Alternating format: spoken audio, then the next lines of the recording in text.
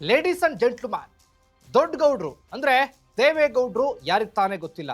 ಅವರ ಆಡಳಿತ, ಅವರ ಜನಪರ ಕಾರ್ಯಗಳು, ಅವರು ಕೊಟ್ಟಂತ ಯೋಜನೆಗಳು ಎಂದಿಗೂ ಕೂಡ ಅಜರಾಮರ.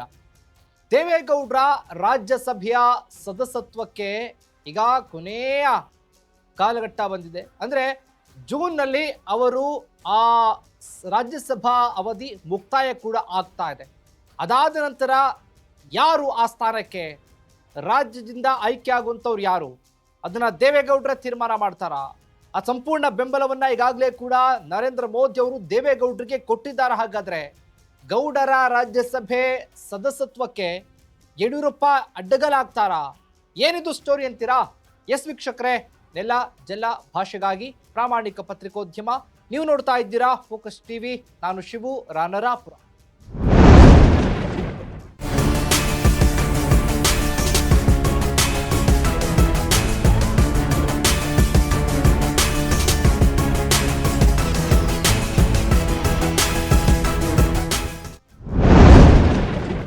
ಜೂನ್ ಅಂತ್ಯಕ್ಕೆ ದೇವೇಗೌಡರ ರಾಜ್ಯಸಭಾ ಸದಸ್ಯತ್ವ ಅವಧಿ ಮುಕ್ತಾಯ ಆಗ್ತಾ ಇದೆ. ಬಿಜೆಪಿ ಜೆಡಿಎಸ್ನಲ್ಲಿ ಅಭ್ಯರ್ಥಿ ಆಯ್ಕೆಗೆ ಬಿರುಸಿನ ಚಟುವಟಿಕೆ ಕೂಡ ನಡೀತಾ ಇರುವಂಥದ್ದು. ಯಾರು ಮುಂದೆ ದೇವೇಗೌಡರಾದ ನಂತರ ಯಾರು ಅಂತ ಈಗಾಗಲೇ ನರೇಂದ್ರ ಮೋದಿ ಅವರನ್ನ ಭೇಟಿ ಮಾಡಿರುವಂಥ ಎಚ್.ಡಿ. ದೇವೇಗೌಡರು ಸಂಪೂರ್ಣವಾಗಿ ಬೆಂಬಲವನ್ನ ಪಡ್ಕೊಂಡಿದ್ದಾರೆ. ನರೇಂದ್ರ ಮೋದಿ ಅವರು ಸಂಪೂರ್ಣ ಭರವಸೆಯನ್ನ ಕೊಟ್ಟಿದ್ದಾರೆ. ನೀವು ಏನು ತೀರ್ಮಾನ ತೆಗೆದುಕೊಳ್ತೀರೋ ಅದಕ್ಕೆ ನಾವು ಬದ್ಧ, ನಾವು ಸಂಪೂರ್ಣ ಬೆಂಬಲ ಕೊಡ್ತೀವಿ, ನಿಮ್ಮ ಅನಿಸಿಕೆ ನಿರ್ಧಾರಕ್ಕೆ ನಮಗೂ ಸಂಪೂರ್ಣ ಬೆಂಬಲ ಇದೆ. ಹಾಗಾಗಿ ಈ ಹೈಕಮಾಂಡ್ ಅಂದ್ರೆ ನರೇಂದ್ರ ಮೋದಿ ಅವರು, ಅಮಿತ್ ಶಾ ಅವರು, ಹಾಗೆ ಹಲವು ಬಿಜೆಪಿಯ ಘಟಾನುಘಟಿ ನಾಯಕರು ಕೊಟ್ಟಿರುವಂತ ಈ ಭರವಸೆ ಇದೆಯಲ್ಲ, ಈ ಹೈಕಮಾಂಡ್ ನಿರ್ಧಾರದಿಂದ ಈಗ ಅಚ್ಚರಿಗೊಳಗಾಗಿದ್ದಾರೆ ಕರ್ನಾಟಕದ ಬಿಜೆಪಿಯ ಭೀಷ್ಮ ಯಡಿಯೂರಪ್ಪ.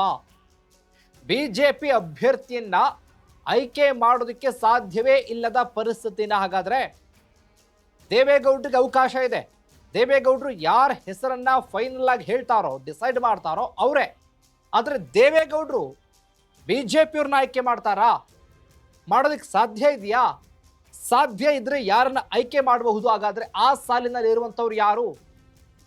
ಈ ರೀತಿಯ ಗೊಂದಲಗಳು, ತಮ್ಮ ಮತಗಳನ್ನ ಜೆಡಿಎಸ್ಗೆ ನೀಡಬೇಕಾಗಿರುವಂಥ ಸಂಕಟ ಈಗ ರಾಜ್ಯದಲ್ಲಿ. ಏನಾದರೂ ಕೂಡ ದೇವೇಗೌಡರಿಗೆ ಈಗಾಗಲೇ ಬೆಂಬಲ ಕೊಟ್ಬಿಟ್ಟಿದ್ದಾರೆ ಹೈಕಮಾಂಡ್ ಅವರು. ಹಾಗಾಗಿ ದೇವೇಗೌಡರು ಯಾರು ಹೇಳ್ತಾರೋ ಅವ್ರಿಗೆ ಕೊಡಬೇಕು, ಹೈಕಮಾಂಡ್ ಕೂಡ ಅವ್ರಿಗೆ ಹೇಳ್ತಾರೆ. ಹಾಗಾಗಿ ದೇವೇಗೌಡರ ಲೆಕ್ಕಾಚಾರ ನೋಡಿ, ಚಾಣಾಕ್ಷತನವನ್ನ ಮೆರೆದಿದ್ದಾರೆ ಎಚ್.ಡಿ. ದೇವೇಗೌಡ.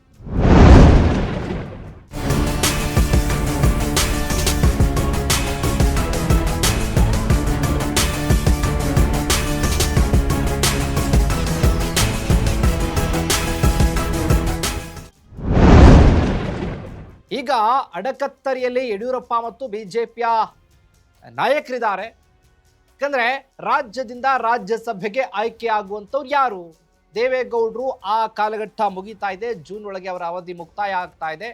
ಇಂಥ ವಯಸ್ಸಲ್ಲೂ ಕೂಡ, ಈ ಇಳಿ ವಯಸ್ಸಲ್ಲೂ ಕೂಡ ದೇವೇಗೌಡರ ಭಾಷಣಗಳು, ಮಾತುಗಳು ಎಲ್ಲವೂ ಕೂಡ ಎಲ್ಲರೂ ವೀಕ್ಷಿಸ್ತಿರ್ತೀವಿ. ಅಚ್ಚರಿಯ ಮಾತುಗಳನ್ನು ಆಡ್ತಾ ಇರ್ತಾರೆ.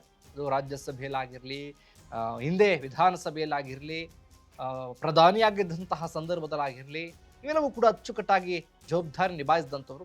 ಆ ಸ್ಥಾನಕ್ಕೆ ಯಾರು? ಬಿಜೆಪಿಯವರು ಜೆಡಿಎಸ್ಗೆ ಮತ ಹಾಕಬೇಕಲ್ಲ ಅನ್ನೋದೇ ಬಿಜೆಪಿಯವ್ರಿಗೆ ಸಂಕಷ್ಟ. ಹೈಕಮಾಂಡ್ ಹೇಳ್ಬಿಟ್ರೆ ಇನ್ನ ನಾವು ಅವ್ರ ವಿರುದ್ಧ ನಡ್ಕೊಳ್ಳೋದಕ್ಕಾಗೋದಿಲ್ಲ, ಅವ್ರ ವಿರುದ್ಧ ನಾವು ಮಾತನಾಡೋದಕ್ಕಾಗೋದಿಲ್ಲ, ಏನ್ ಮಾಡ್ಬೇಕು ನಾವು ಅವಾಗ ಅನ್ನುವಂತಹ ಗೊಂದಲ ಈಗ.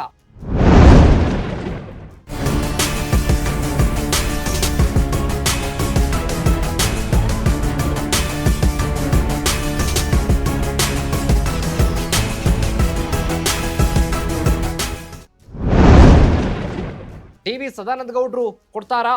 ಏನಾದರೂ ಕೂಡ ಯಾರು ಸಿಗ್ಬೋದು ಹಾಗಾದ್ರೆ? ಅಥವಾ ದೇವೇಗೌಡರೇ ಮುಂದುವರಿತಾರಾ? ಇಲ್ಲಪ್ಪ, ನನಗಿನ್ನೂ ಶಕ್ತಿ ಇದೆ, ಸಾಮರ್ಥ್ಯ ಇದೆ, ನೋಡೋಣ ಎಷ್ಟು ದಿನಗಳ ಕಾಲ ಆಗುತ್ತೋ ನನ್ನ ಕೈಲಿ ಅದನ್ನು ಮಾಡ್ತೀನಿ ಅಂತ ನಿರ್ಧಾರ ಮಾಡಿ ಮುಂದುವರೆದು ಬಿಡ್ತಾರಾ? ಅಥವಾ ಇಲ್ಲಪ್ಪ ಸಾಕು ನನಗೆ ಅಂತ ಬೇರೆ ನಿರ್ಧಾರವನ್ನು ತೆಗೆದುಕೊಳ್ತಾರಾ? ಈ ಲೆಕ್ಕಾಚಾರದಲ್ಲಿ ಈಗ ದೊಡ್ಡ ಮಟ್ಟದಲ್ಲಿ ಚರ್ಚೆ ಆಗ್ತಾ ಇದೆ, ದೇವೇಗೌಡರು ವರ್ಸಸ್ BSY. ಇದಾಗಿತ್ತು ಫೋಕಸ್ನ ಸ್ಪೆಷಲ್ ಸ್ಟೋರಿ. ನೆಲ ಜಲ ಭಾಷೆಗಾಗಿ ನೋಡ್ತಾ ಇರಿ ಫೋಕಸ್ ಟಿವಿ.